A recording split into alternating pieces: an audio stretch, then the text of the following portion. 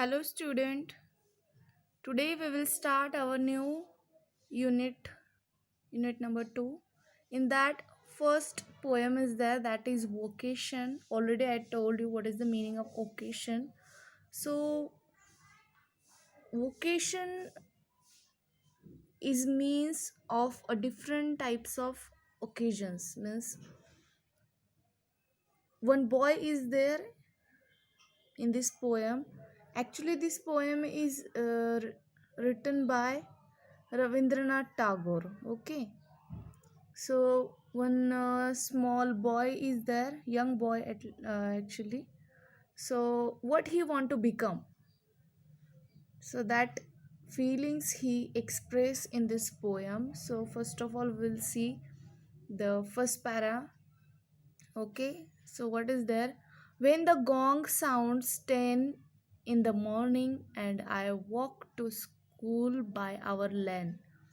Every day I meet the hawker crying, bangles, crystal bangles. तर एक छोटा मुलगा असतो आणि bang, what is the mean by gong. I call bang actually. Gong means a flat metal bell rung to draw people's attention. तर flat मेटलची bell असते आणि ती वाजवली जाते लोकांचं लक्ष केंद्रित करण्यासाठी. आपण बघतो फेरीवाले वगैरे असतात, त्यांच्याकडे काहीतरी घंटा किंवा काहीतरी असतं, भोपू वगैरे असतो जो वाजवतात आणि ते लोकांचा लक्ष केंद्रित करण्याचा प्रयत्न करतात, त्यांच्याकडे आकर्षित करण्याचा प्रयत्न करतात, जेणेकरून आपलं लक्ष त्यांच्याकडे जावं आणि आपण त्यांच्याकडनं काहीतरी खरेदी करावं, त्यांच्याकडे जे आहे ते, त्यासाठी ते वाजवलं जातं. So what is mean by gong? A flat metal bell rung to draw people's attention. Okay, so the speaker is a young boy at 10 o'clock every morning. When he is walking to school, he meets a hawker in his lane. त्याच्या गल्लीमध्ये तो त्या फेरीवाल्याला भेटतो. The hawker cries out, bangles, crystal bangles. तर फेरीवाला काय ओरडत असतो? Bangles, crystal bangles. Okay, so see next paragraph. There is nothing to hurry him on. There is no road he must take, no place he must go to, no time when he must come home. तर मुलाला काय वाटतंय की हा फेरीवाला किती छान आहे, याला कुठेही जायची घाई नाही, हा याच्या टायमिंगनुसार याच्या पद्धतीने हा जाऊ शकतो. So there is no hurry, there is no road must he take. म्हणजे एक पर्टिक्युलरनी रोडने जायचं आहे असं पण नाही आहे, तो कुठल्याही रोडने जाऊ शकतो. No place he must go to, आणि कोणत्या एका ठिकाणी नाही जायचं आहे त्याला. No time when he must come home, आणि घरी येण्याचा पण काही टाईम नाही, तो कितीही फिरू शकतो, कुठेही जाऊ शकतो. The boy feels that there is nothing to hurry the hawker on. There is no fixed road he must travel by, and no place that he has to go to, and no time when he must get back home. It means what? The boy wishes that he was a hawker calling out bangles, crystal bangles. So in next line, see, I wish I were a hawker spending my day in a road crying bangles, crystal bangle. मग त्याला काय वाटतंय की मी काय असावं, हा जो काचेच्या बांगड्या विकणारा फेरीवाला जो आहे तो असावं, म्हणजे मला कुठेही जाण्याची घाई नसेल, एका पर्टिक्युलर रोडनी जायचं किंवा एका ठिकाणी जायचं आहे, त्या ठिकाणी जाऊन थांबायचं आहे असं पण नाही आहे, कुठेही फिरू शकतो. So what he want to become a hawker. When at 4 in the afternoon I come back from the school. So when the boy came back from the school at 4 in the afternoon, जेव्हा तो दुपारी 4 नंतर घरी येतो, see the fourth paragraph. I can see through the gate that house the gardener digging the ground. He does what he like with his spade. He soils his clothes with dust. Nobody takes him to task. If he gets baked in the sun or gets wet.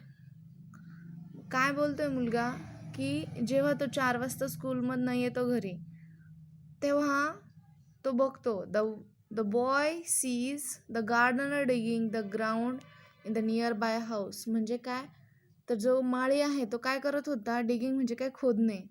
खोदत होता, झाड लावण्यासाठी जागा करत होता. The gardener does what he wants to with his spade. तर काय करत होता तो? झाड लावण्यासाठी खड्डा खोदत होता आणि त्याला कुठल्याही प्रकारची हे नव्हतं की काय होईल आता त्याच्यासोबत. Takes him to task means what? Scolds and corrects. त्याला ओरडणारं कुणीही नव्हतं की तू असंच कर किंवा तसंच कर. त्याच्या पद्धतीने तो व्यवस्थित काम करत होता. The gardener does what he wants to with his spade. म्हणजे त्याच्याकडे जे काही खुरपे वगैरे आहे त्याने तो त्याच्या पद्धतीने सगळं काही व्यवस्थित करतो. No one scolds him if he gets his cloth soiled. आणि त्याचे कपडे जे काही ओल्या मातीने भरणार त्यांना ते भरल्यानंतर त्याला कुणीही ओरडणारं नव्हतं. Or he gets bake in the sun. किंवा ऊन लागत असतो खूप. Or gets wet. किंवा पाऊस येत असतो. अशा वेळेस पण तो ते झाडं लावण्याचं काम करत असतो. तेव्हा सुद्धा तो उन्हामध्ये भाजला जातोय किंवा उकडला जातोय त्याला काही वाटत नव्हतं. किंवा पावसामध्ये भिजतोय त्याचं पण त्यावरून कोणी बोलणारं नव्हतं. I wish I were a gardener digging away at the garden with nobody to stop me from digging. Just as it gets dark in the evening, my mother sends me to bed. The boy now wishes to be a gardener, digging away in the garden with no one to stop him.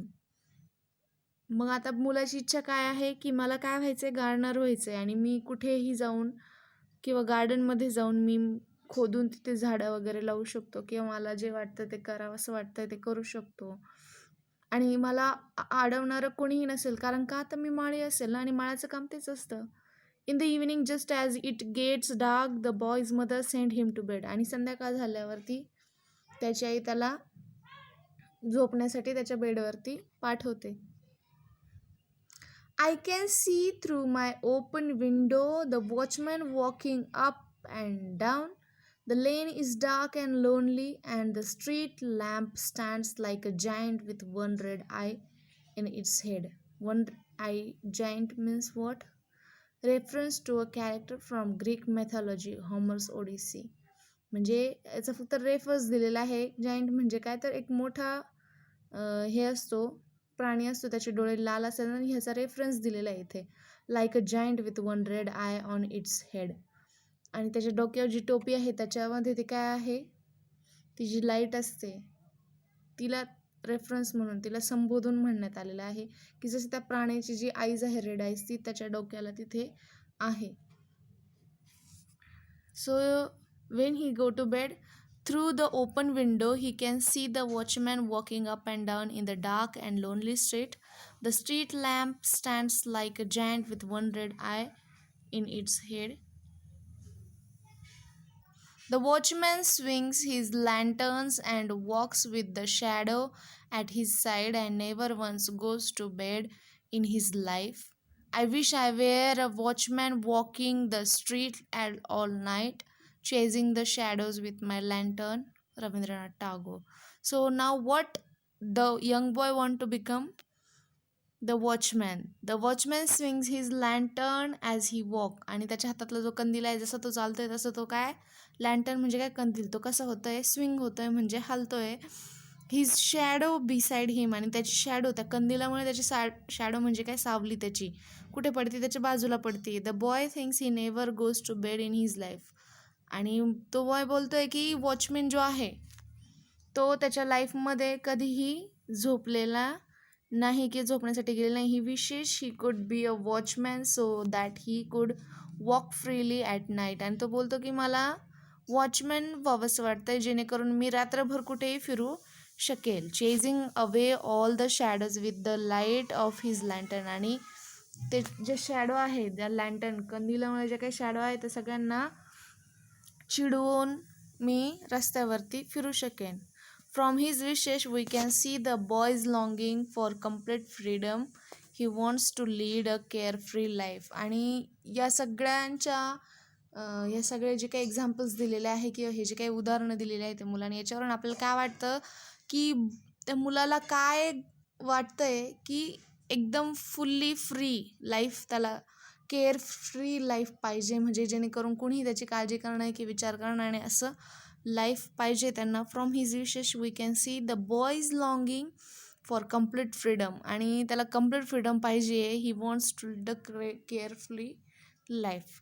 त्याला कोणीही काळजी करणार नसं असं वाटतं आहे त्याला, आणि fully freedom हवं आहे त्याला. So this is our today's lesson, sorry, a poem.